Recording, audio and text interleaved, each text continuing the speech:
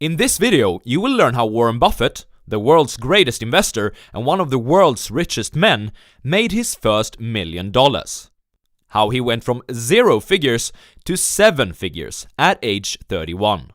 You will understand the events, characteristics, and of course investments, which were pivotal for Buffett to become successful at such a young age. But first, here's a little rant. Some of the most popular videos within the field of investing and personal finance on YouTube these days are those that cover Buffett's most recent moves in the stock market. Whatever the world's greatest investor is doing, you should be doing too, right? Wrong. Let me explain. Today, Warren Buffett is managing a portfolio of companies worth hundreds of billions of dollars at his Berkshire Hathaway. The difference between making money when you are managing such sums and when your net worth is, say, $1,000 to $500,000 is like night and day. You play a totally different game, and it's actually rigged in the smaller investor's favor. Just look at this graph, which presents how Buffett's wealth has been growing during the last 10 years and compares that to how fast his wealth grew when he was in his 20s. In terms of percentages, this is a landslide victory for the younger Buffett. Buffett would never act like he is acting today if he had $1,000 to $500,000.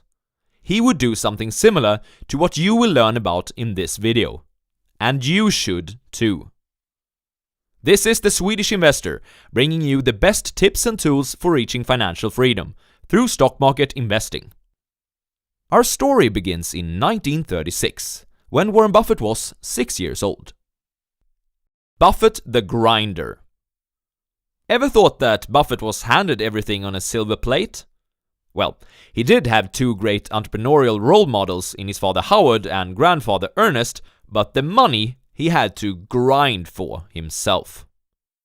He earned his first few bucks by going door to door selling chewing gums. He bought these packs from his grandfather's grocery store and earned 2 cents in profits for each whole pack that he sold. Only 50 million packs to go before he could reach that first million. Another excursion into high-margin retailing was Buffett's door-to-door selling of Coke. He purchased a pack of 6 for 20 cents and could sell it for 25 cents. As a young boy, Buffett said that if he couldn't amass a fortune of at least $1 million by age 35, he would jump off the tallest building in Omaha. We are lucky that he eventually found other ways of making money than through chewing gums and Coca-Colas. Buffett the Detective. Buffett was a truly curious child and was looking for an informational edge everywhere, just like a great investor does. One interesting example of this is that he was a collector of bottle caps. He gathered them in order to be able to know which soda was the most popular one. Judging by what he was selling, I guess he must have concluded that it was Coke. Another, more amusing story was when he and a friend began writing down the license plate numbers of cars on a particular road in his hometown Omaha. This road was the only one leading to the Douglas Country Bank. Warren said that, were the bank ever to be robbed, the police would need this information, and him and his friend would be the only ones sitting on it. Was this an early attempt at cornering the market, perhaps? Buffett the Math Whiz. Warren Buffett loved everything about statistics and numbers. For example, he had found a huge record of historical composers and decided to use this information to determine whether it was worth being religious or not. How? Well, he compared the lifespan of the hymn composers, those that were writing about Christian worship, to all the others. Disappointed, Buffett's math concluded that the faithful composers weren't rewarded with longer lives than anyone else. Buffett the Bookworm. Warren Buffett spent much of his time as a kid at the Benson Library in Omaha. He was reading everything he could get his hands on, and one day he found a book that seemed particularly useful. It was called 1,000 Ways to Make $1,000. Multiplying 1,000 with itself, Buffett realized that if this book could keep its promise, This was everything he needed to make that first million. And perhaps it would be quicker than going door to door selling 50 million packs of chewing gums. The book conveyed an important message. Never before had the times been so favorable for someone with little capital to start his own business. But you cannot succeed until you start. You must start today.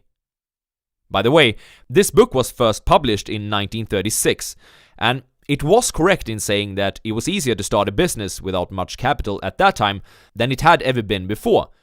But in today's age of software and the internet, I'd say that it's at least 10 times easier now than it was in the 1930s. But, just like the book says, you cannot succeed until you start. We've now come to the point where Buffett decided to make his first move in the stock market. Buffett's first investment. Thanks to his relentless efforts, Buffett had now amassed about $120. Before you scoff at that, consider that, due to inflation, $120 in 1941 is the equivalent of $2,125 today. At age 11, that is pretty damn impressive. Buffett had already understood the power of compound interest, and he desperately wanted to get ahead of the curve. He knew that once that snowball of wealth started to roll, nothing would be able to stop it. Going pretty much all in, Buffett now bought his first few shares in the stock market. The company was called City Service, and he bought 3 of its preferred shares for a total of $114.75. The shares immediately dropped. Not only had Warren invested all of his own hard-earned money, he had also convinced his oldest sister, Doris, to invest with him. Doris picked on Buffett every day in school, reminding him that her shares, they were falling in value. Buffett felt terrible. At one point, he got the chance to cash out at a $5 profit for both of them, and so he did. Phew! Or perhaps not so pew. It didn't take long for the City Service Preferred to soar to $202 apiece. Warren Buffett learned at least 2 valuable lessons from this experience. Firstly, do not fixate on what price you paid. Secondly, do not rush to grab a small profit.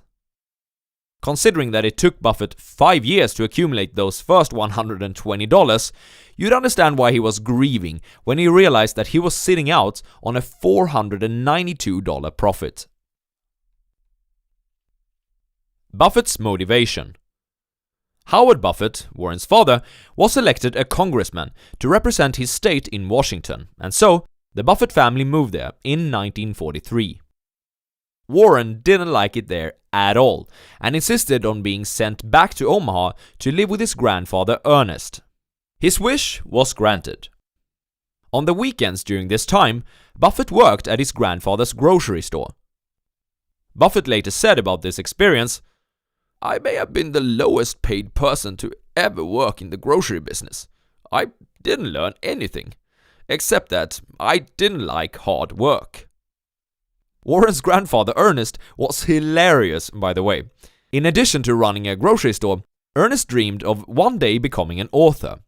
He had written a book, which he decided to call How to Run a Grocery Store, and a few things I learned about fishing.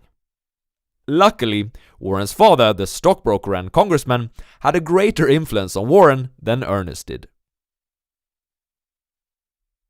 Buffett the newspaper boy.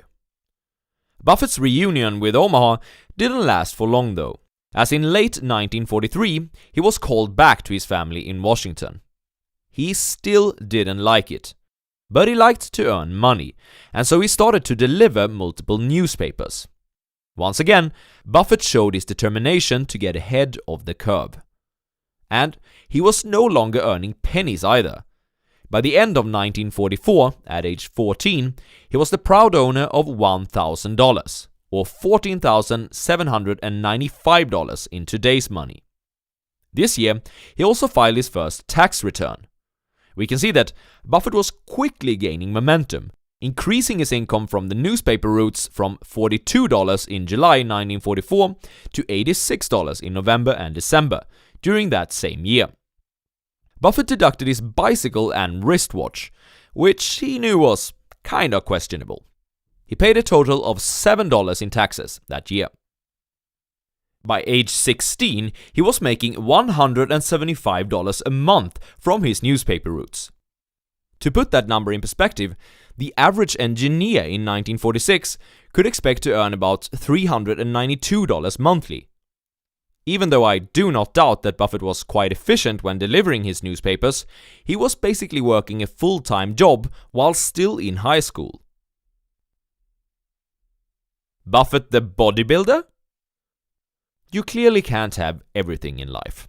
And what Buffett had in his wallet, he lacked in the girls' department. Like many other boys before and after him, yours truly included, he decided that the answer to this dry spell must be to start on a weightlifting routine. Inspired by Bob Hoffman and his magazine Strength and Health, Buffett bought a set of dumbbells and a barbell to keep in the family basement. He was disappointed though, and said that no matter how many curls he did, his arms didn't become much larger. Buffett the farmer. Doubling his money in a year, now at $2,000 at age 15, Buffett became the owner of a 40-acre farm in Nebraska for $1,200. In other words, he put 60% of his net worth into this stuff. Quite a bold move. With smaller sums of money, you can afford not to diversify so much. Buffett shared the profits with a tenant farmer who worked there. Remembering the days at the grocery store, Buffett thought that he had made a tremendous deal here. He didn't have to do any of the physical work himself. Warren sold the farm in 1950 at 2 times the price he had paid for it, and in the meantime, he had received profits from the land for 5 years. Impressive stuff. Buffett the entrepreneur. One of the ideas in the book 1000 Ways to Make $1,000 stood out to Buffett. This was the idea of buying a scale and having people pay to weigh themselves. It wasn't specifically the weighing machines that Buffett was impressed with, but the exponential growth that could occur if the money was reinvested in buying new scales. If it took 30 days to buy the second scale with profits from the first one, it took just 15 days to buy a third one. 10 days to buy the fourth, 7.5 days for the fifth, and so on. Buffett never bought any scales. Perhaps he decided that it would be too difficult to collect the money. But he used the idea in forming his first business partnership with his friend Don Danley. They decided to buy pinball machines. The business plan looked something like this. Warren would buy old pinball machines, fixer-uppers, at the price of $25. New ones were $300, so the old ones would have a much greater return on capital. Don Danley would repair these machines. The machines would then be placed at local barber shops, and profits would be split with the barber. Warren and Don had to convince the barbers that repairing pinball machines was an art, truly difficult, so that the barbers wouldn't start to compete with the boys. Buffett and Danley quickly built up a small empire of machines, and everybody in high school knew about this at the time, so Buffett and Danley became the cool kids for a while. Buffett was able to sell this business for $1,200 before graduating from high school. Buffett's high school promise. It was an entrepreneurship that seemed the most alluring at the time though. When Warren Buffett graduated from high school, he put "future stockbroker" under his picture in the yearly schoolbook. Buffett and college. Buffett attended Wharton School at the University of Pennsylvania in 1947. He didn't actually want to go to college himself. He thought that it was only going to slow him down, as he was already making enough money. However, Howard wanted him to go, and he couldn't defy his father on something so important. Buffett's favorite class at Wharton was Industry 101, where the course curriculum included the ins and outs of running a business within a few of the largest industries at the time, such as textiles, steel, and petroleum. Howard Buffett didn't become re-elected in 1948, so the family moved back to Omaha, and for Warren's final year of college, he chose to go to the University of Nebraska. There, he took classes in accounting, which he now refers to as the language of business. It would be an understatement to say that Warren Buffett thinks that any ambitious investor must learn to speak this language fluently. At fraternity night parties, Buffett was very shy when discussing topics such as girls and sex, and he didn't like either drinking or small talk. He did attract attention though, and could almost always be seen sitting with a small crowd in a corner, lecturing about subjects such as stocks, money, business, and politics. Up until the age of 19, Buffett had devoured every book he could get his hands on within the field of investing. He read classics such as New Methods for Profit in the Stock Market and Technical Analysis of Stock Market Trends. He had been led astray more than a few times, trying to master the arts of technical analysis and candlestick charts. Yes, even Warren Buffett tried to be a trader at one point. I guess we all have to go through such a phase. That was about to change. Buffett, the intelligent investor. With a net worth of around $9,000, Buffett was probably the richest among his friends. But he had built this fortune primarily through selling newspapers and through his entrepreneurial endeavors, not through investing in the stock market. I repeat, that was about to change. In 1949, Benjamin Graham released the book The Intelligent Investor. Graham had long been a successful value investor, pretty much the polar opposite of a technical trader, and his fund, the Graham-Newman Corporation, had outperformed the Dow consistently since its inauguration in 1936. The Intelligent Investor pushed 3 big ideas about the stock market, which Buffett instantly connected with. Intrinsic value. A stock is a piece of a business, which means that it has an intrinsic or real value. Mr. Market. The stock market swings from too pessimistic to too optimistic. A true investor is not swayed by Mr. Market's unpredictable moods and merely sees rising and falling prices as an opportunity, not as a conveyor of information. Margin of safety. Decisions in the stock market must always be made with a built-in margin of safety. This means that you should insist on buying stocks with a large discount to their intrinsic or real business value. Something in Buffett just clicked with this. He had seen the light. During this time, Warren did something which, in the long run, became one of his greatest assets. He started to study individual companies to build up an internal and mental library of stocks. He read the Moody's and Standard & Poor's manuals, page by page, learning about several hundreds of companies. The Moody's manuals he even read twice. In addition, he looked at something called the Pink Sheets, a weekly which gave information about companies too small to be traded on a stock exchange. There was also the National Quotation Book, with an edition every 6 months, which presented companies so small they couldn't even make it into the Pink Sheets. This is also important. For the investor with a small account, smaller companies are important to consider. There's just so much less competition there. Buffett, the A-plus student. During high school and secondary school, Buffett wasn't doing too well as a student. He didn't exactly flunk, but he didn't live up to his father Howard's expectations either. Howard even threatened Warren that he'd have to give up his newspaper routes if he didn't improve his grades at one point. That, of course, had the effect Howard wished for. Warren was not going to give up his largest stream of income. After graduating from college, Buffett had set his eyes on Harvard Business School. He was rejected though, as he was not deemed to be a future leader, still too boyish for his age. This turned out to be one of the happiest misfortunes of Warren's life, as he had now learned that his favorite investor, Benjamin Graham, was teaching at Columbia Business School. Buffett decided to try his luck by applying there instead. Even though his application arrived after the deadline, he was accepted to the school, without an interview. When Buffett started at Columbia in 1950, he had $12,500 to his name, of which $500 was a scholarship and $2,000 came from his father Howard, some kind of combination of a graduation gift and a deal not to start smoking.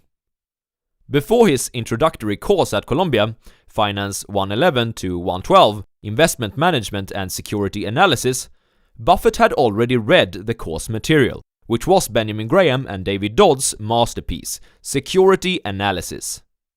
David Dodd, who kind of acted as the junior partner of Graham and who was teaching the first course, loved Warren for this. Buffett basically knew the book better than its authors did.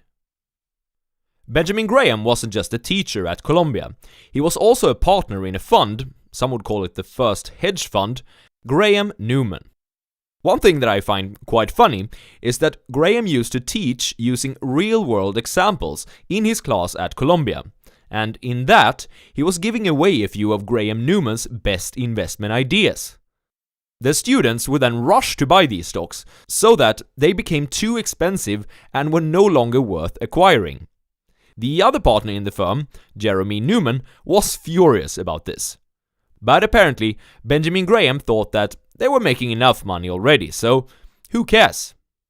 Nonetheless, Graham Newman did beat the Dow by an average of 2.5% per year over its 20 years of existence, a record that few can compete with. Finally, Buffett had found teachers who were teaching something interesting and useful to him. While he produced mostly B's, C's and D's in secondary school and high school, he was the first person ever to receive an A+ in one of Benjamin Graham's courses. Buffett was the greatest student to ever take the course. Buffett the insurance king. Well, perhaps would-be insurance king. During his time at Columbia, Warren Buffett had found out that Benjamin Graham was the chairman of a company called Governmental Employees Insurance Company. I'm not sure if it was Buffett's skills as a detective which revealed this, or if Graham just spilled the beans in class. Anyhow, does it sound familiar? That's because this is the company which was later renamed Geico and eventually became Warren Buffett's greatest investment of all time, in terms of percentual returns. On his 1976 to 1980 purchases, Geico became a 1,000-bagger for Buffett. An important step in Buffett's career was on a Saturday morning in January 1951, when he decided to travel down from Columbia in New York to Geico's headquarters in Washington. He wanted to learn more about the company and about the insurance business itself. Buffett simply went to the office and knocked on its doors. There, he met Lorimer Davidson, who was an assistant to the president of the company. Upon understanding that Buffett was an unusual kid who had prepared himself well for this meeting, Davidson decided to give Buffett some 4 hours of his time, instead of the initially planned 5 minutes. Buffett just kept asking questions, and soon he learned about what's important in the insurance industry, why Geico was gaining in market share, and which competitors the company had. Buffett decided to bet big. By year-end 1951, Buffett had 65% of his net worth in Geico. The share quickly rose 50% in 1952, so Buffett decided to sell off and switch into another insurer, Western Insurance Securities, a company which was trading at a PE of just above 1. Buffett notes, "A PE ratio that for some reason caught my eye." Geico itself was, at the time, selling at about 8 times its earnings. But yeah, Buffett would return for more later. Buffett and Susie. Buffett had had some difficulties in the girls' department up until this point in his life. He was sad to see that girls didn't want to hear about Benjamin Graham, or concepts such as Mr. Market and the margin of safety. I know that feel. However, times were about to change in the summer of 1950, when his younger sister Roberta set him up on a date with a girl named Susan, or Susie Thompson. Problem was that Susie was already kind of taken by a guy named Milton Brown. Luckily for Buffett, Susie's father, Bill Thompson, didn't approve of this Milton guy. Buffett, on the other hand, started dating Susie's father almost as much as the girl herself, and that proved to be the winning strategy. In September 1951, Buffett and Susie became a couple, and Buffett reckons that this was partly due to the influence of Bill Thompson. It was 2 against 1, he later said about the situation. In April 1952, Warren and Susie got married, and Buffett allegedly spent 6% of his net worth on a wedding ring. Buffett has said that this was the best investment of his life, so apparently there are times when it pays to not be so damn frugal. On the cross-country car trip that was their honeymoon, Buffett had loaded up the car with readings, including his mistress, the Moody's manuals. In 1958, Buffett and Susie purchased their first home together. Up until that point, they had been renting and living with their parents. They paid $31,500 for the house, and Buffett promptly began referring to it as Buffett's folly. He knew that he could earn much better returns in the stock market than what he could ever hope for from appreciation in housing prices. Consider that Buffett thought this was a stupid move, even though the house only represented some 10% of his net worth at that point, not 500% like it does for most first-home buyers today. Buffett the stockbroker. After graduating from Columbia Business School in 1951, Buffett wanted to work for his favorite teacher investor, Benjamin Graham.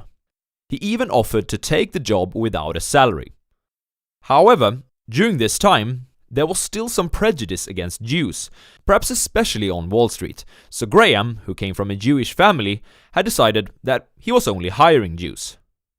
Because of this, in 1951, Buffett returned to Omaha to work at his father's brokerage firm. He didn't feel too good about this job though. As a broker, you must sell. Buffett felt like a man selling prescriptions. He didn't earn based on how good his tips were, but based on turnover. In other words, he wasn't looking to cure his patients, just to sell them as many pills as possible. He also thought he didn't get the respect he deserved from his clients. And to be honest, who could blame them?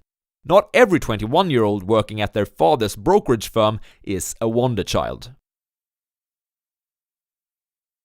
Buffett and public speaking. In January 1952, Buffett completed a Dale Carnegie speaking course. He still keeps a certificate of this on his wall in his Omaha office, and has said about the course, "That's the most important degree that I have." Long before the course, Buffett had read Dale Carnegie's book, How to Win Friends and Influence People, and he knew that if he were going to get anywhere in this world, he would need to learn how to handle people, and how to speak well in front of an audience. To practice his skills, he started teaching an evening course in investing and personal finance at the University of Nebraska. He enjoyed emulating his idol Benjamin Graham. Buffett was teaching until 1958, I think, although he was at 3 different universities during this period. In 1956, he was teaching a class called Investment Analysis for Men Only. I understand where Buffett came from, but I'm glad to hear that he later decided to expand to also teach a course called Investing for Women. From 1951 to 1954, Buffett sent stock tips to Graham Newman and occasionally dropped by their office. It took him 3 years before Graham changed his mind about Buffett's employment.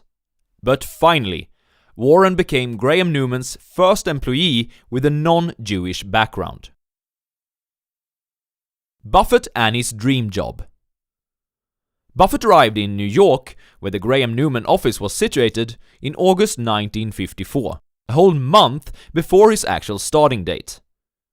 His salary was $1,000 per month. He quickly became the golden boy of the company through his wits and absolute dedication to stocks. In 1956, he was offered to take over the fund when Graham wished to retire, and when he didn't accept the offer, Graham Newman decided to shut down. Without Graham, Buffett thought that he might as well go his own way. Buffett's first partnerships. At age 26, Buffett had accumulated something like $174,000, and he had now moved back to Omaha from his 2 years in New York. He talked about retiring, as he knew that his family could sustain on something like $12,000 per year. Apparently, Buffett thought that investing and handling a few other people's money equaled retirement, because that's exactly what he chose to do at this point. On May 5th, 1956, when Buffett was 25 years old, he formed Buffett Associates Limited, an investment partnership similar to Graham Newman. It was much smaller though, consisting of only 7 partners among family and friends. Buffett was the general partner, meaning that he was in charge. The 7 limited partners had contributed a total of $105,000. Buffett himself added just $100,000. There is some conflicting data about the fees of the partnership, and it seems a few of the most popular books about Buffett have got this wrong. The deal was not that the limited partners would be guaranteed a 4% interest, and that Buffett and the partners then split the profits. In truth, during the period when he operated multiple partnerships between 1956 and 1961, there were various deals to opt for, as stated in Buffett's partnership letter in July 1961. In 1962, when he combined all of these separate partnerships into a single larger one, the deal was a 6% interest, and Buffett took 1/4 of all profits, as stated during Berkshire Hathaway's annual shareholder meeting of the year 2000. When we put them together, we settled on the 6% preferential with 1/4 of the profits over that with a carry forward of all deficiencies. Nobody was guaranteed anything on them. There were some additional interesting rules. The limited partners could basically only add or withdraw money once each year, during the month of December. Buffett didn't want people in and out of the partnership.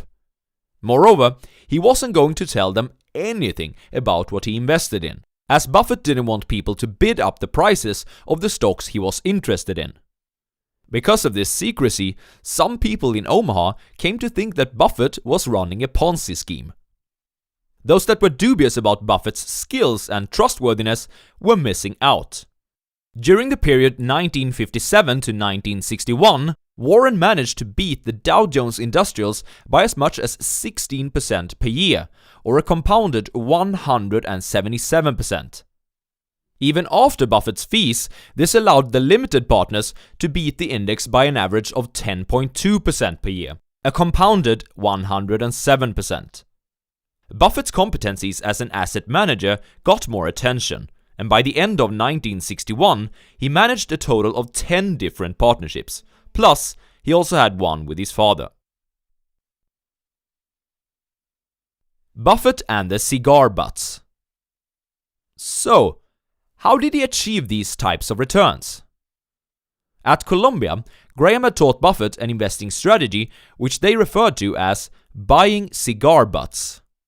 Such stocks were soggy, unloved, and often just thrown away, but they were typically useful for at least one more puff. Okay, enough with the analogies. The cigar butt strategy meant buying cheap companies. Really cheap ones. Their stocks were typically trading at very low price to earnings ratios, and or at low prices compared to cash and assets. These mispricings would often correct themselves in a few months, or perhaps a year or two, when the stocks lit up, and this represented the final puff. Buffett would then sell the company and buy something that was cheaper. Buffett was screening through resources such as the before-mentioned Moody's manuals, the pink sheets, and the National Quotation Book for smaller companies which people in the stock market had forgotten about. Their market caps were often between $1 to $10 million, which would be the equivalent of $8 to $80 million today.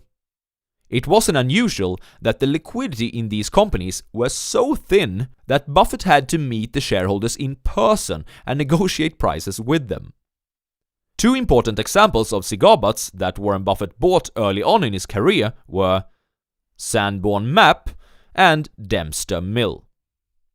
Sanborn Map was a company delivering detailed information of different structures in cities all over the United States, showing, among other things, the diameter of water mains underlying streets, the location of fire hydrants, and the composition of roofs, information which was of interest to a fire insurance company.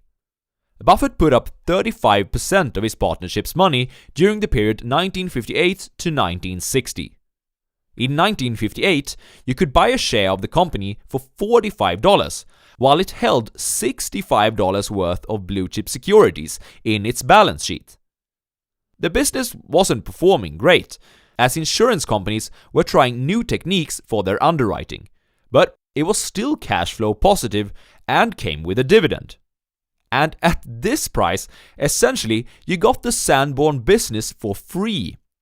In addition to this, you were getting $20 worth of blue-chip stock.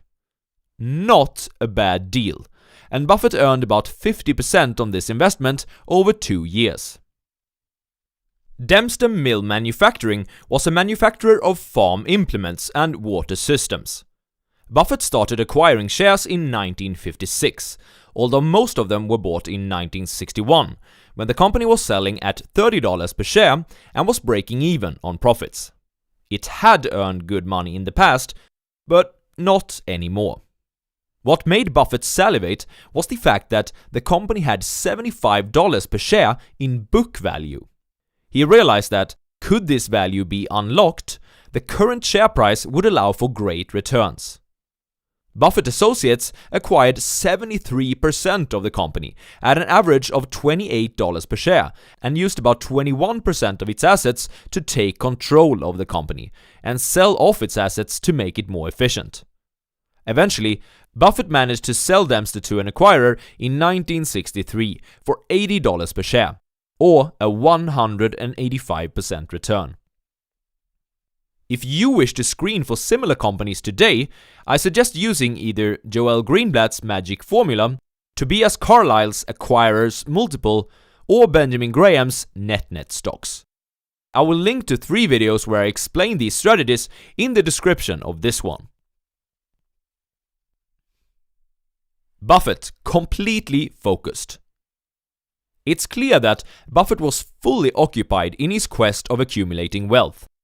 He didn't spend very much time with his kids, and when he did, he was often somewhere else mentally.